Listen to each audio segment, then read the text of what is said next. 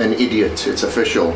I just went to upload the video onto the computer to send over to the Bodybuilding.com headquarters, and when I weighed myself earlier, I don't know where that video is. I either didn't record it or I've accidentally deleted it, so I'm weighing myself again after a meal now. I've just got a t-shirt on and these Lycra, they're not going to weigh anything much. So let's just see, can we see that? I'm going to bend down. So 89.9. So first day we have legs. I love starting the week with a challenge. Unfortunately, I'm not dressed in the attire that I'm used to, that I like to wear. As you can see here, I'm wearing some pretty fancy Lycra. Not something that I like to wear at all, but when I was getting ready for the triathlon, I was wearing this, and because of my hamstring tear, my physio and specialist recommended that I wear compression shorts, compression pants, whenever I'm doing exercise to begin with, until I'm fully rehabbed. So I'm really not going to make a habit of wearing these. I'm going to try them for the first day because today is my first day doing legs.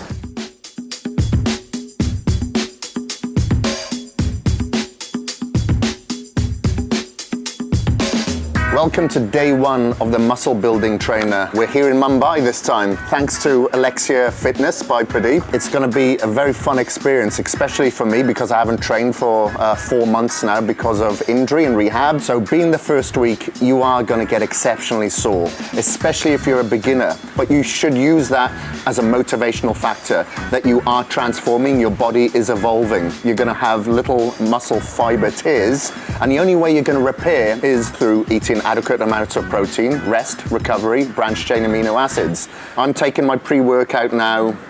I'm ready to get into this workout. So I'm just going to talk about the training program that we're going to be following for this week. It's going to be week 1 of Y3T. So there'll be progressive work throughout the 12 weeks where the program is going to change week by week. Week 1 of the Y3T being mainly compound movements, which is going to be great because it's going to help our secondary muscle fibers and secondary groups and our core stabilizers to prepare ourselves, especially for next week as we hit more isolation movements. It'll help prepare the tendons, the ligaments, the movements, the stabilizers, so we can better isolate in week 2, and then obviously in week 3 we just hit the annihilation week. All right, so let's get straight into this leg and ab workout.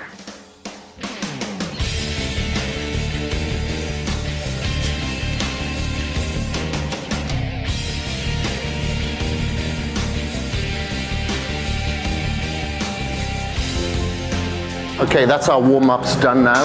We'll get straight into the first set with the Y3T. Rep range is going to be about 8 to 12. Legs feel okay. Hamstring feels okay, the torn hamstring, as long as I'm conscious of it. And obviously I'm a lot weaker than what I'm used to because I got less muscle. As I grow more muscle, I'll be stronger.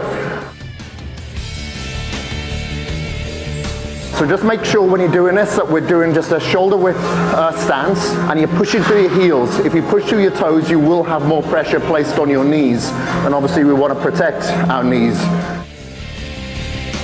There's a perfect weight then for failure. Reach failure right on about 11, 12 reps. Could have rest paused to get a couple more reps out, but I think that was absolutely perfect, especially for the first week. Get the feel of it, activate the fibers. Getting prepared for the war.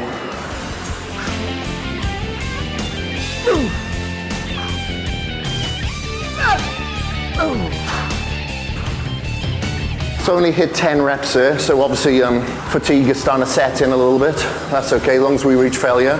What feels really good is that my hamstring feels fine. It gives me the confidence that I can push it that much more a little bit next week. And then I can comfortably wear something I'm a little bit more comfortable in, as opposed to these bloody Lycras. Not that I've got anything wrong with anything against Kai Green or any of the bodybuilders of the 80s. It just feels a bit odd. I feel like a fanny wearing this stuff.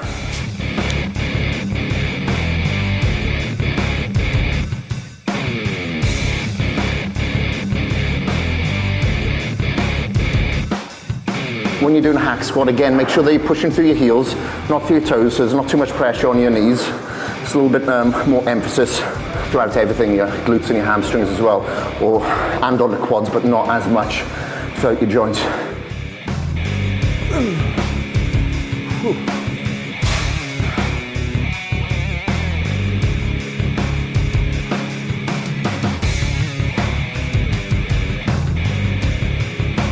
And I have my heels about fist distance apart on this just to make sure that we really accentuate the outer sweep of the quad so we can get that split between the hamstring hang and the quad.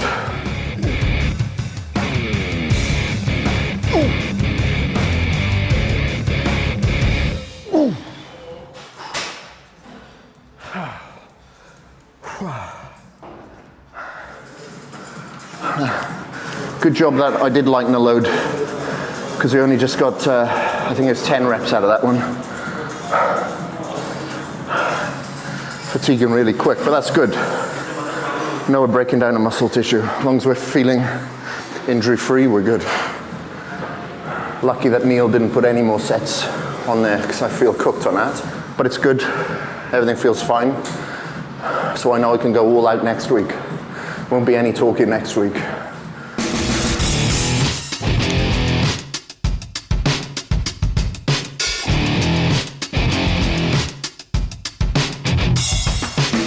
This is an exercise that Neil Hill came up with, hence why it's called hill squats. So it really targets your glutes and hamstrings more than anything. You have to really make sure that you find your center of balance, focus on one particular thing, keep your back as straight as possible. If anything, it feels like you're leaning back. Just to make sure that you're keeping your back aligned and pushing everything through your heel so you can really fire your hamstrings and quads. And normally when you go onto the second leg, it is a little bit tougher because you are a little bit pre-fatigued from the first set. And again, from weight training, obviously it's a different type of thing. It's a lot of the cardio training that I've been doing. This is obviously training legs, requiring a lot of oxygen. It's just a bit of a shock to the system. First week or not, first day or not, you've only got 12 workouts, man. You've only got 12 leg workouts to totally change your shape. Make every rep count, make every set count. Don't count them, make them count.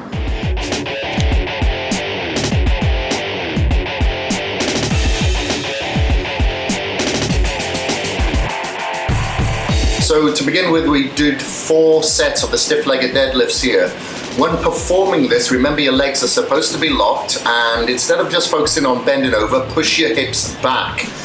So you're bending over, putting all your weight through your heels, pushing your hips back and allowing the steel cables that you should be imagining in the back of your hamstrings, pulling you back up.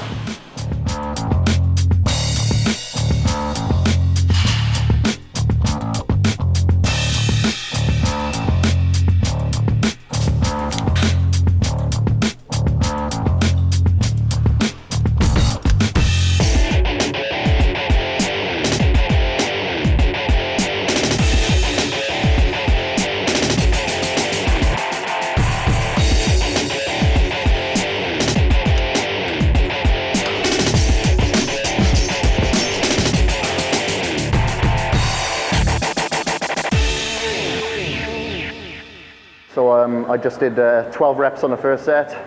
Then the next 4 sets, I managed to squeeze out 10 reps. Doing about a 3-second negative, about 2-second positive on that, just to really make sure you accentuate the squeeze.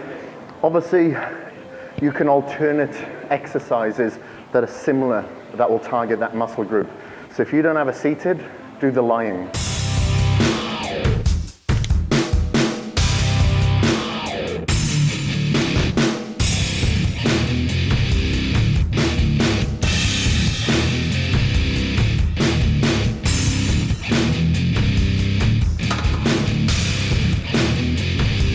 We've got 4 working sets on here to perform, 3 more. We're getting about 8 to 12 reps. I just did 12 repetitions there. This is a good exercise to start with for calves. It's great for the soleus, a sheath of muscle that runs underneath the gastrocnemius. Once you improve the blood flow and the elasticity of that muscle, I find that you're able to develop the gastrocnemius that much more.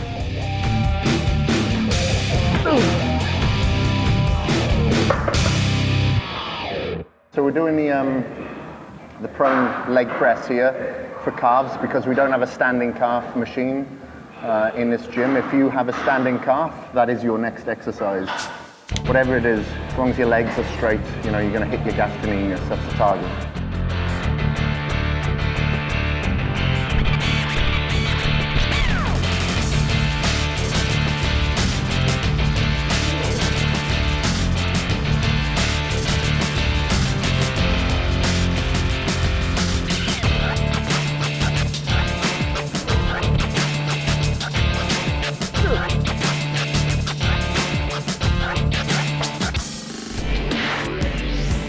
So we finished half of the body, hitting legs. Now we're just going to go upstairs and smash a little bit of abs. The exercise that I'm performing here, I call it the 3-point lion leg raise. So we hit both ends and the middle portion, and that's why generally you'd call it 3-point. I'll generally hit abs more often when I'm putting on weight than if I'm on a fat loss diet, because with the more food that we're eating on a mass building diet, got more chance of getting a little bit of distension, obviously, throughout your stomach. We don't want that. We want to make sure that we've got abs, we've got a flat stomach, we've got a tight transverse. Now we're just going to do straight incline raises, just directly up and down now. You can use like an incline, normal bench at a slight angle, just so you increase your resistance a little bit. And nice and slowly with the negative and the positive, and make sure that you really bring your lower back off the bench and feet up towards the ceiling to really target your lower abs, really get that peak contraction. You know, you can use momentum and do 100 reps, you know, or you can really contract, break down that muscle fiber and isolate it and do like 10 repetitions and get better results. So we finished that now. What we're going to do is have our post-workout shake. So this is when I have my uncaged.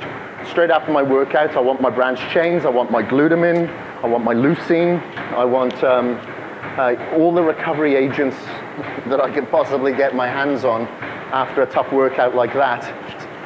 Then I immediately follow this with my cardiovascular exercise because it assists with recovery. If we're trying to put on weight, we need to flush this area with oxygen-rich and nutrient-rich blood.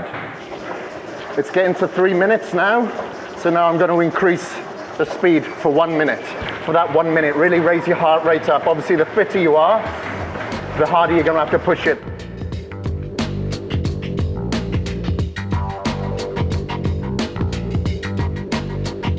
You can choose whatever cardiovascular exercise you do, whether it's a treadmill, elliptical, Stairmaster, CrossFit, whatever it is. Just make sure it's 3 minutes lower intensity, but you're still pushing it. But then for that 1 minute, you need to be pushing it tough. You need to be kicking it.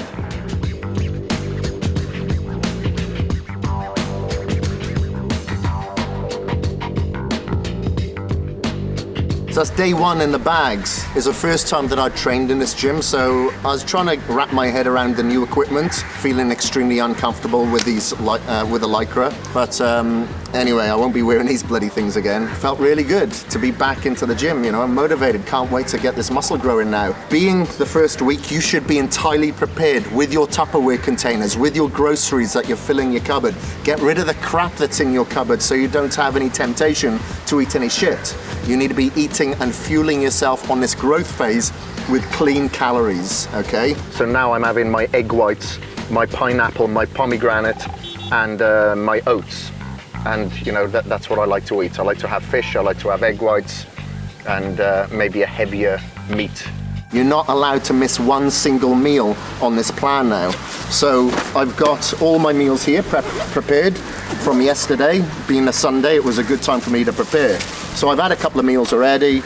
Obviously, now I've got some egg whites, some pineapple, pomegranate, and some gluten-free oats. I eat gluten-free, you don't have to. I've got my salmon and my sweet potato in there. And I've got some more salmon and quinoa, or couscous, I sometimes eat, in there. And then I have my last meal, which is my steak meal with some green vegetables in there. No carbs in that meal. And pretty much that is it. Making sure that I'm drinking absolute minimum a gallon of water a day, because here in Mumbai it gets humid and you know, I sweat my ass off in the gym anyway.